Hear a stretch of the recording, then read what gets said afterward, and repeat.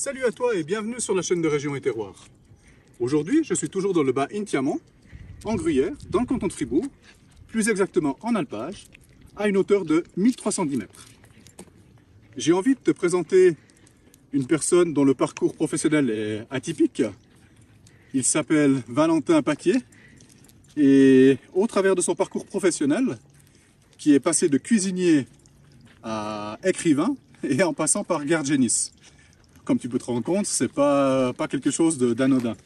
Non, mais au travers de son association qu'il est en train de mettre sur pied, qui s'appelle Papillonne, eh bien, il inculque aux enfants la manière de consommer intelligemment, d'acheter les choses en sachant lire les étiquettes, etc. Mais il en parlera bien mieux que moi. Alors écoute, le plus simple, c'est que on aille le voir.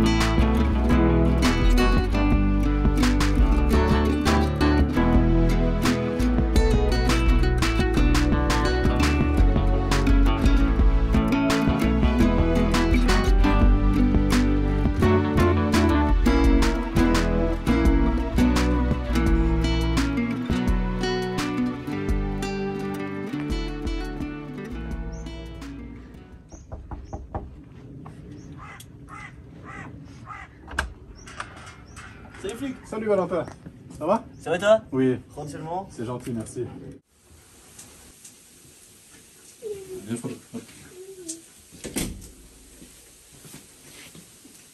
Alors, ouais, ça c'est un peu dangereux comme ça.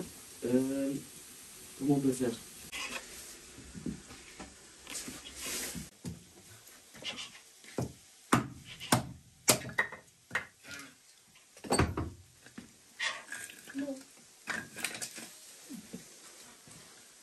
Mais ça je peux faire, toi tu t'occupes de ta saucisse. Voilà.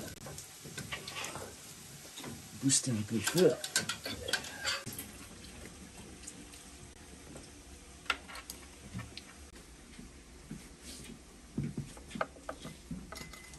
Simple. Tu veux un café? Bah écoute, très volontiers.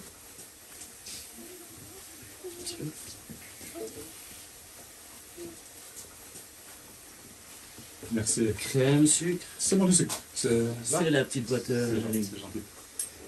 Dis-moi pendant ce temps qu'on y est. Comme j'ai pu lire justement un petit peu ton parcours, je me suis fait waouh, parce que franchement il est quand même passablement rempli. Hein. Passer de cuisinier à garde-génisse, en allant à l'ambassade, etc. Waouh. Tu peux nous expliquer un petit peu ce parcours là? Alors j'ai plutôt pris la vie, pris ce que la vie m'offrait. J'ai toujours aimé cuisiner, ça c'était le point de départ.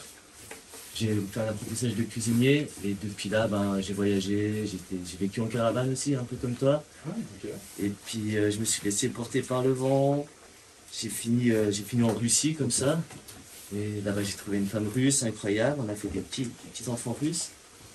Et puis j'ai rencontré le chef de cuisine de l'ambassade de France, on s'est bien retrouvés. Il m'a proposé d'aider à monter mon business, moi j'ai travaillé comme sous-chef chez lui. Et puis ouais, c'est l'aventure russe. La Russie, c'est le rêve américain, mais en temps réel, quoi, avec des émotions réelles et avec des risques réels. Ça n'a pas très bien fini l'histoire, mais j'ai planté mes petites graines, j'ai eu ces enfants qui m'ont complètement régulier. Euh, Dans le chemin de vie, je voulais les nourrir correctement. En fait, en Russie, il y avait le gros problème, c'est que 90% des produits des supermarchés sont ultra transformés. Et en fait, il n'y a plus une popote qui est faite avec des fruits nature, il y a plus rien qui est fait. Il y a moins de lait en poudre, c'est de la folie, de la chimie pure. Et puis, J'aurais pas pensé. ouais, ouais. Et du coup, je me suis replongé dans la nutrition, dans la base de base. Finalement, ce que j'avais appris à l'école de cuisine, c'était ça avait 30 ans de retard en fait sur la recherche en nutrition. Et puis j'ai recommencé à zéro, quoi. J'ai ouvert des livres, j'ai regardé ce qui se faisait. Et en fait, j'ai fini par créer des ateliers pédagogiques pour les enfants sur l'alimentation.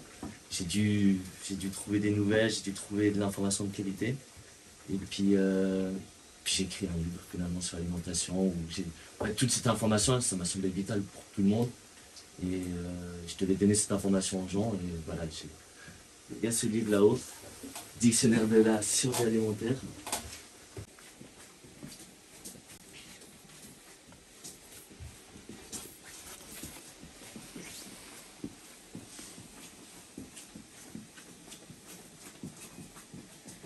Voilà, donc le dictionnaire de la survie alimentaire, c'est le fil de ma pensée, c'est l'aboutissement de ma pensée de nourrir mes enfants correctement, d'informer mes amis, d'informer la famille, et puis de permettre aux gens d'avoir cette information de qualité sur l'alimentation. Ce qui manque aujourd'hui cruellement, vu que tu vas chercher quelque chose, on va sur le web en général, et tu as 3 sites de lobby toujours en premier, après tu as un truc un peu alternatif, et puis après tu as de l'information qui peut...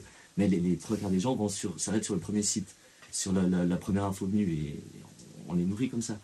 Donc l'idée du dictionnaire, c'est d'informer les populations, et l'idée derrière ce dictionnaire, c'est de créer une association qui diffuse cette information à large échelle. C'est l'association Papillon qui a pris vie cet été, là, il y a à peine un mois en fait. Et l'idée d'abord, c'est de permettre aux gens de la région d'avoir cette information.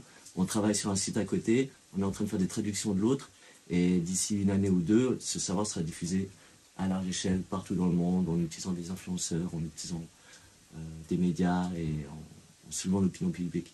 Et depuis là, l'effet papillon, c'est que les institutions, les industries, les États devront prendre des décisions, devront dire voilà, ça va plus, il faut qu'on améliore nos lois, il faut qu'on améliore nos recettes, et ça peut peut-être faire changer les choses. On inverse la pensée qu'on pense que c'est les institutions qui peuvent faire changer les choses, qui peuvent faire pression sur les industries, alors que les institutions sont toujours soumises au conflit d'intérêts, et c'est toujours bloqué ou au ralenti.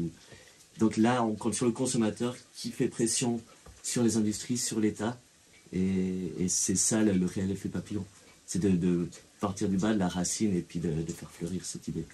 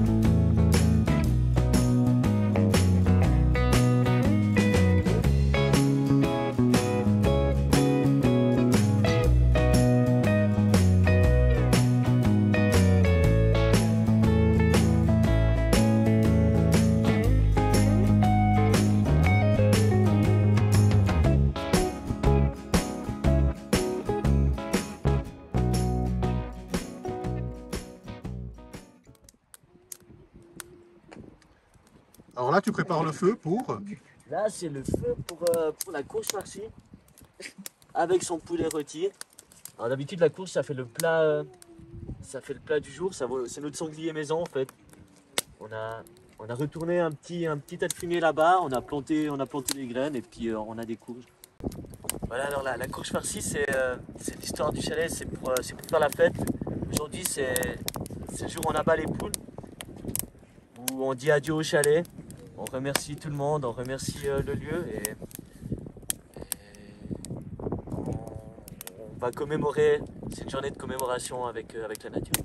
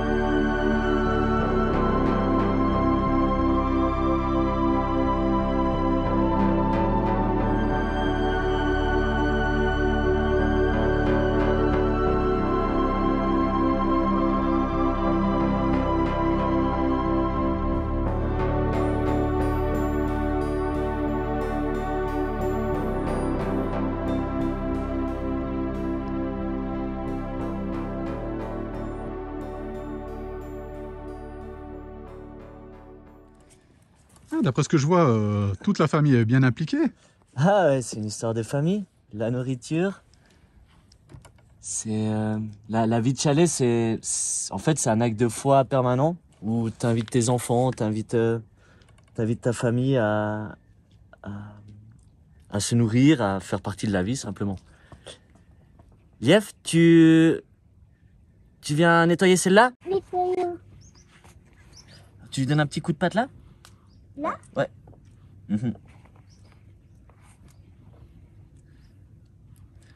Ouais, alors l'alimentation, c'est toujours le point de départ. C'est... Vas-y. Je laisse la pâture. Toi, tu laisses la pâture, moi je tourne. Ah, c'est comme quand on nettoie les voitures. Top. Ouais, d'impliquer les enfants dans le quotidien, dans la cuisine. C'est une façon de les inviter à la vie, de faire partie de la vie, de comprendre d'où notre nourriture vient, Oui. de comprendre d'où ils viennent eux-mêmes. Finalement, là, on était sur un sujet il n'y a pas longtemps, c'est qu'est-ce qui se passe après quand on ne mange pas les choses, qu'on met au compost. Et en fait, il se passe quoi avec la courge si on la met au compost? Elle va devenir la terre Ouais. Et les animaux morts, aussi. ils viennent de la terre aussi. Et nous, quand on sera mort? On va devenir aussi de la terre. Juste. Et le plastique? Non. Non, il va finir où le plastique? Au lac. Ouais, et après? Après, les poissons ils vont manger. C'est juste. Et après? Après, ils vont être malades. C'est juste. Bravo mon cœur. 6. Ils sont tailles. Non, c'était ta note. Montrer que t'étais un bon élève. Bon. Toi, tu la vides pendant que je prépare la farce? Ça marche? Ah, elle est venue. Elle est venue la pluie. Ah, Papa. Ok, je te laisse tout sortir. Luna, tu mets les épices? j'arrive pas. T'arrives pas à monter tes manches? Encore ça. Voilà. Les épices. Ouais. Ça pique un peu, tu mets pas dans les yeux, hein.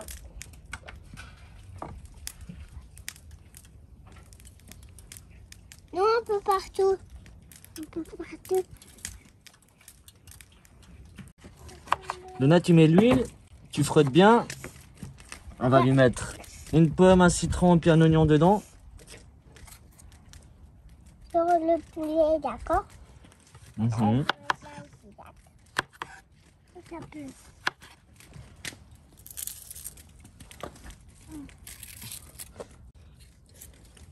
Ok. Stop, Luna, pas trop. On y va. T'as tout bien enlevé? Ok. Ouais, ce que je suis en train de faire ici, là, avec mes enfants, c'est un peu l'incarnation de mon rêve, de ce que j'aimerais pour le monde et pour la société. Ce que j'aimerais transmettre dans les écoles aussi. Je pense que la cuisine, c'est Papa, là c'est un bon. excellent moteur à tout. Papa, là c'est bon, papa. Ouais, tu fais encore dans les côtés, les cuisses et tout? Finalement, c'est des gestes simples, ça développe la motricité et la confiance en soi. Un couteau, ça coupe, hein, le feu, ça brûle, voilà. Jeff a appris ça quand il avait 9 mois. Le feu, ça brûle? Oui. Ouais.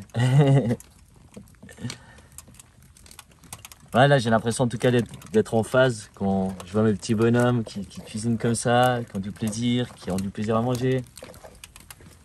C'est ce que la vie peut nous offrir. Hop. Utilise tes deux mains, ma puce. Voilà. Allez, mets tout dedans. Tout dedans. Dedans. Tout dedans, ouais. Utilise tes deux mains ou tu viens de verrouiller. Verrouiller. Alors voilà, aujourd'hui, on farcit un poulet ensemble, on découpe, on va chercher des courges. Et demain, moi, je vois déjà, c'est ce qui se passe déjà. Je les prends au magasin, je leur montre qu'il y a des différentes qualités de produits, que des fois, il y a des produits qui sont juste pas bons, juste pas sains. Les bonbons, par exemple. Bah, l'autre jour, j'ai réussi à faire reposer un paquet de bonbons de Lief contre une plaque de chocolat noir, en lui expliquant que c'était juste bien meilleur pour la santé.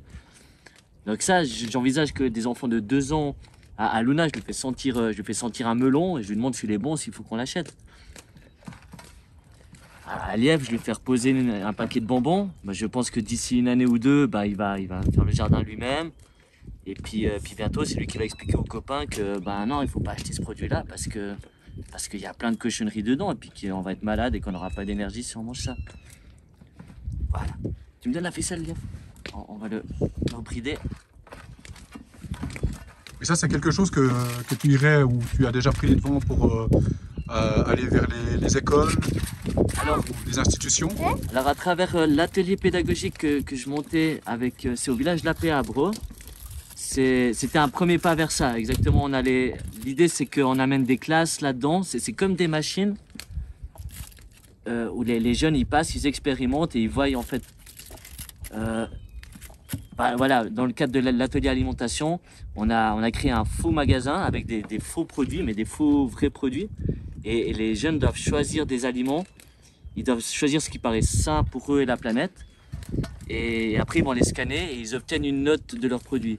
Et le dictionnaire que j'ai écrit, en fait, il servait à se référer, à regarder ce qu'il y a sur l'étiquette, à regarder si c'était sain ou pas.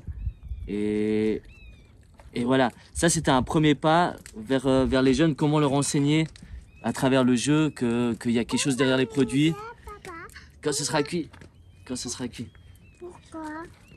Voilà, après, je pense que ça, c'est déjà pour des jeunes de 12 ans, de 15 ans. Je pense que depuis tout petit, en fait, on peut vivre cette alimentation, on peut vivre ce processus à travers les gestes simples, à travers l'attention. C'est de l'attention, en fait. Il faut juste leur consacrer un peu de temps pour leur expliquer que tout vient de la terre et puis que... Et qu'il y a tout intérêt à bien se nourrir pour être enfant, pour avoir l'énergie, pour pouvoir jouer, pour pouvoir créer. C'est parti? Tu vas chercher la farce, tu dis à maman d'apporter la farce. Doucement, doucement, c'est très chaud. Ouais. C'est parfait. Il manque encore un petit bout là. Un petit bout comme ça.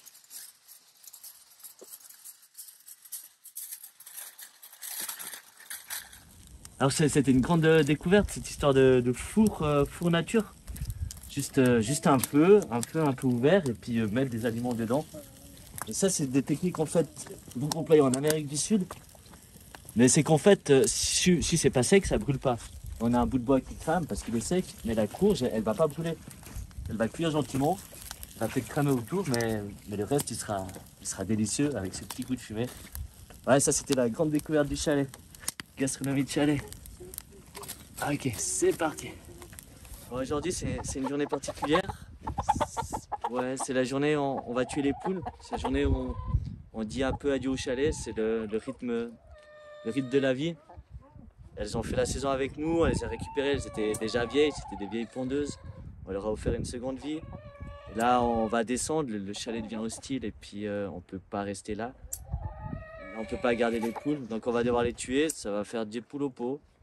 C'est pas la meilleure des viandes, mais c'est notre mission, c'est notre devoir de les tuer nous-mêmes. Je pense que c'est ce qui apporte le moins de stress. Et c'est aussi quelque chose que je veux montrer aux enfants, que leur viande, leur poulet qu'ils aiment tant et qu'ils demandent à chaque repas, ça vient d'animal mort. Et ça, c'est très important de conscientiser très jeune pour savoir vraiment est-ce que tu veux manger ça, est-ce que tu veux soutenir ça, est-ce que tu es prêt à tuer un animal pour le manger. Ou on va faire ça tout bien. Tu dis au revoir à la poule. On lui dit merci pour les œufs. Merci pour tout. Le petit bonheur de nos vies.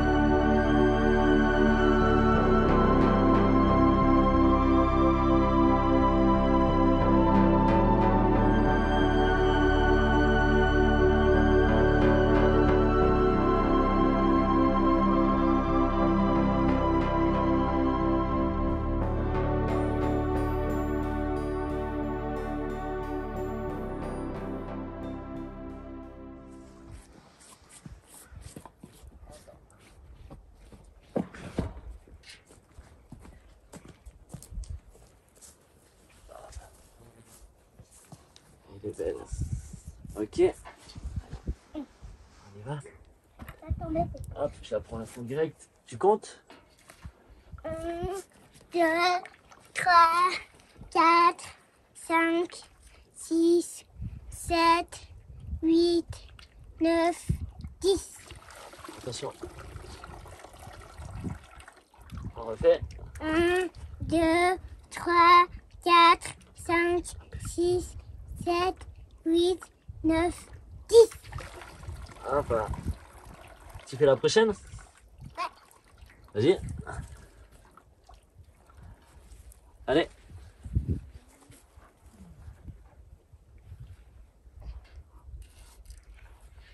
Hop, tu pousses bien jusqu'au fond. Tu pousses, vas-y. Tu pousses. Ah, il va se pouler là. Ok. Ah voilà, là c'est la suite du process. Après avoir remercié la poule, dit ciao ciao. Et puis l'avoir tué avec le moins de souffrance possible. Maintenant il faut qu'on découvre le corps de la poule.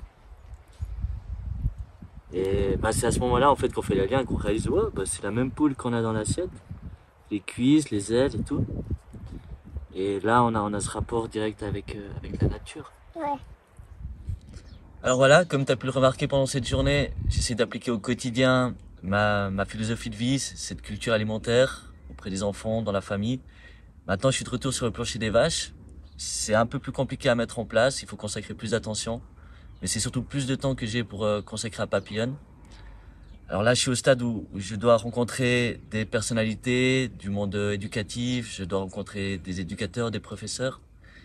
Et j'ai aussi besoin de ressources. Des ressources financières pour le site, pour les traductions, pour la communication, et des ressources humaines, des gens qui ont des compétences médiatiques, juridiques, de mise en page, n'importe, on a besoin de tout le monde. Alors tous ceux qui croient que Papillon peut faire un tout petit peu changer les choses, bah, il faut nous contacter. C'est info@papillon.com. Voilà, j'espère à bientôt. Ciao. Voilà, on arrive à la fin de ce reportage. Je tiens à remercier Yulia et Valentin Paquier pour leur chaleureux accueil, ainsi que de nous avoir partagé leur belle initiative d'inculquer aux jeunes et aux moins jeunes la manière de consommer et de s'alimenter. Si tu as aimé cette vidéo, n'oublie pas de la liker, de la partager, de t'abonner. Tu peux également te rendre sur notre site internet www.regioneterroir.com. Tu y trouveras d'autres informations complémentaires. En attendant la prochaine aventure, on te dit ciao, ouf, et à tout bientôt. Prends soin de toi.